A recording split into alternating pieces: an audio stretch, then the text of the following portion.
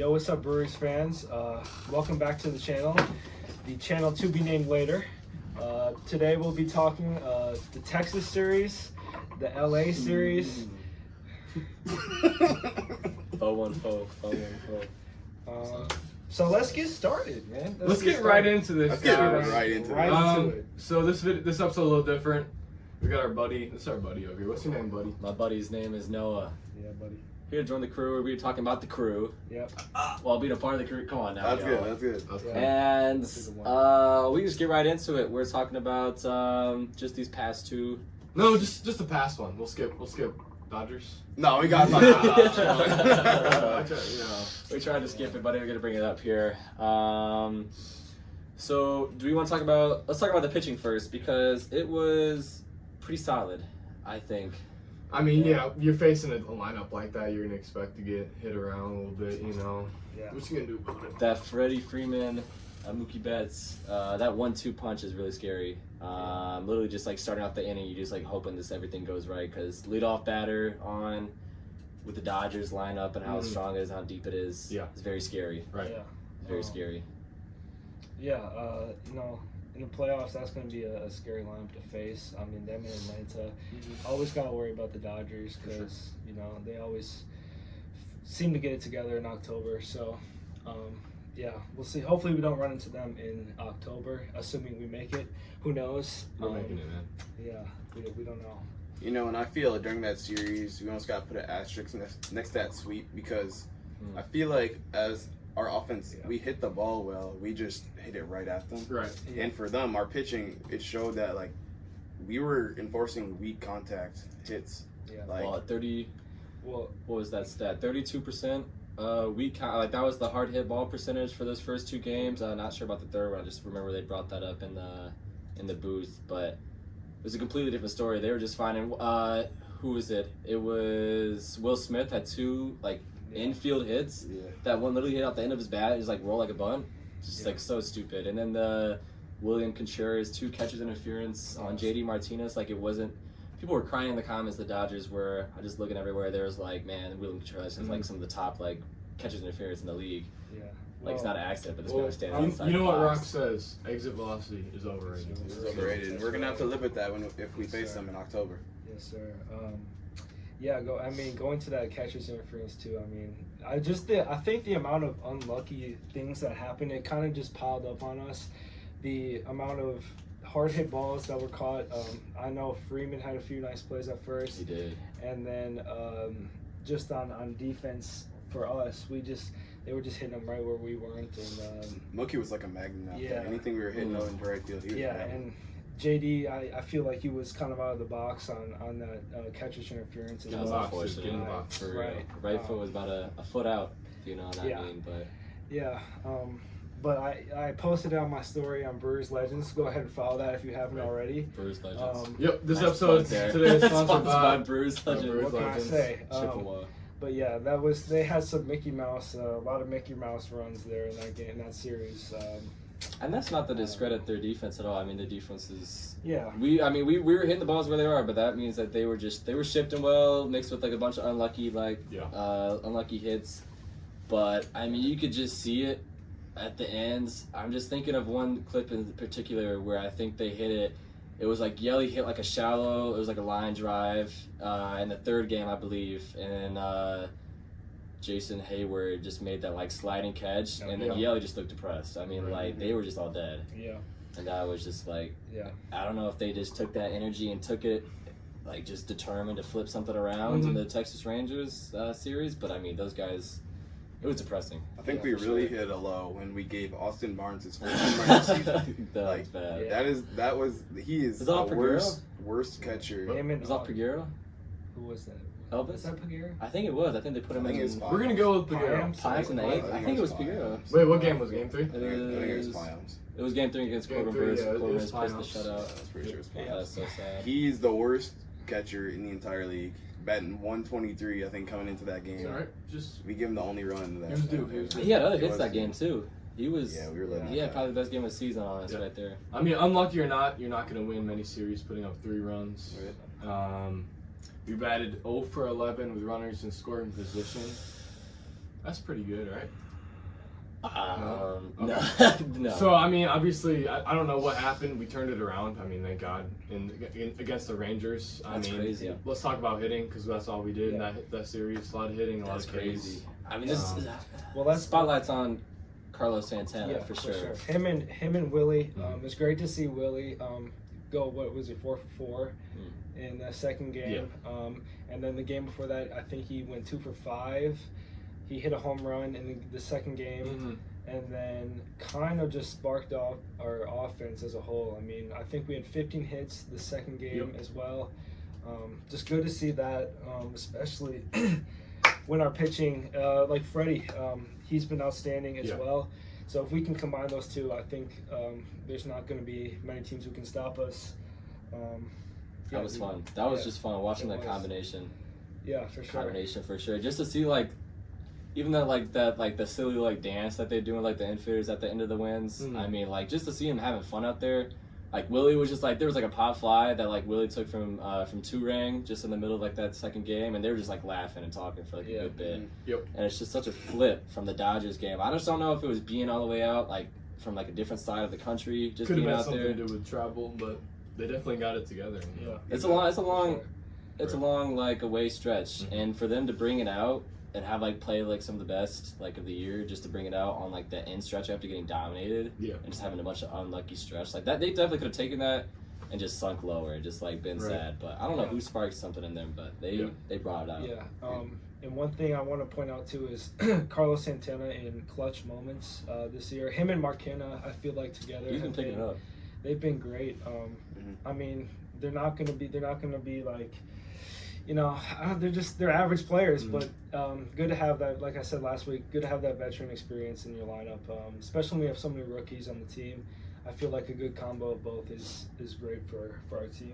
I mean, average players. We before this trade deadline, we had maybe one average player. We have Yelich and William, but other than that, no one was stepping up. And now you're seeing this production from Santana and Canna, and you're really happy that we went out and got these guys. Yeah, for sure. I think there's been production from. They definitely did. I don't. They inspired some of the younger guys because Turang had that 3 for 3 game with the walk. Yeah, that was pretty impressive. Monasterio, he's taking a break. I don't know what's. I mean, his.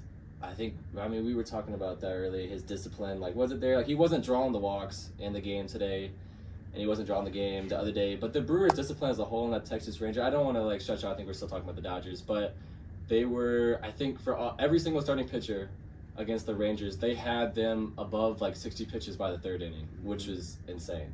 Just absolutely insane. I think Max Scherzer had him down 0-2, 1-2, and they'd foul off everything close, and they'd just take everything that's not close. It was crazy. And that's a great thing to do. I mean, Scherzer had, I believe, 75, 76 pitches through 3 innings. Yeah. That was a 40 pitch inning followed by a 30. That was crazy. So if we can keep doing that, that's awesome because that wears down. I mean, you could tell he was by the end of that third inning, he was so gassed and he was throwing just balls on balls on balls, and he was getting tired. So that was so impressive. It just seemed like that whole series. It was just hard for the Rangers pitching staff to get through an inning. We just didn't make it easy on them. And that's if we can keep doing that. Obviously, our hitting's not anything crazy, but just grind. I think it definitely guys who want it. That mean when you're wearing the pitcher down. I mean, obviously it makes things easier. Yeah. It makes things easier, and Max Scherzer was wasn't having the best of years, but then after the trade deadline with the Rangers, his ERA was at 2 or below that for the 3 games that he pitched, and just to come out there and drop, he gave up three runs in 4 innings, which is an 8.9 ERA. We just blew that man up, and I mean he was pissed off. I mean he got maybe one bad call. I was listening on the radio, but I knew there was he talked about one bad call that when that bad call happened and he didn't get that one thing that went his way, he just looked frustrated, and that's just I mean to tip a pitcher like that, a future Hall of Famer, and even I think the guy. The first pitcher in the first game, I don't know who that was, the lefty that we kind of started rocking the early innings. He was having a great stretch of low ERA, and then we just rocked him, which is crazy. And that's awesome because we haven't been hitting lefties well this year at all. So seeing that, it's also another bright spot. Yeah. And on the flip side of Scherzer, with our pitchers, I feel every single guy in our rotation as of late has given us a pretty quality start, and you got to be really happy with that. Yep. I'm happy. You happy? I am happy. We're all I happy. mean, Freddie especially. That looked effortless. Yeah. That the ability when the announcers his fastball dropped to 93 and they were like, I think Freddie's getting gassed here. And he just lit one by. I don't know who it was, but he threw 96 the next pitch. He was like, he just dialed it up and down. He just had control the entire way. All right, so looking forward for the crew. We're going home. We're going home. Twins series with the Twins. Yeah. Do we know who's leading off? Who's pitching first game? Who's it? It should be. It's got to be Miley. Wait, Miley's Miley next sounds after. right. Yeah. Or did he Miley. pitch? I mean, He His pitched against the two-seamer was looking. Dodgers. Well, I think that his location on the two-seamer, that was the main thing that I highlighted. That's what's I didn't write the notes down. Should have got the notes down for his pitching, but it's no. But his two-seamer location, it was running in on the lefty hitters and clipping the top of the zone. He was getting weak contact pop-ups, jamming hitters. I mean, that was on the Dodgers too. And those jams and those weak contacts were finding hits, which is stupid. But I think against a lineup like the Twins, it should be should be a lot better. Yep. So the first game we got Miley on the bump, and then the second game it's Corbin Burns. I mean, for us. There's It's not only a lot- 2-game series. not a lot of holes in this starting rotation when we're all healthy. And then we This speaking is the strongest we've looked all year. and speaking of The health, best we have Monday off tomorrow or today, whenever you're seeing this video, and then we have that Thursday off. So we have a nice little break in between the Minnesota series and the San Diego series. All right, we're going to be testing out a new segment we called X Factor Player of the Week, where basically we all are going to write a player that we feel like should win this award on a piece of paper. We're going to put it in a hat, and then we'll draw it to see who wins the Player of the Week, because we all have different opinions. But we just want to shout out and players and bring awareness. Why are you in the comments? Go crazy in the comments. Right. This guy's creeping out the audience. No. What did he do? Somebody clip that. Clip that. bro. Clip Cullen's creepy. We'll just have a zoom in. Hey, chat, is that sus? All right. Chat. Wait, I can't. Wait, I can Alright. Leo, I think you can Okay, pick. I'm biased. So I'm funny. biased. It's gonna be tired. Come on. We have one pick. Willie Adams? Who's that? Adonis. Oh, that must be Oh, Dom. Dom. That must Dom. be That's me. Dom. Yes, Dom. I picked Willie as my player of the week. I think his ability to bring the Brewers offense to life against Texas really changed the series. And you know what? I hope he's back forever now, or at least not for a week, and then he dies out again in a week. Thank you. That's Did my we weigh in on player. it? So we just letting that be the clip. Okay, so for me, I picked. Did you pick? I think that might be mine. I picked Carlos Santana. Yeah. I picked Did you actually? Yeah.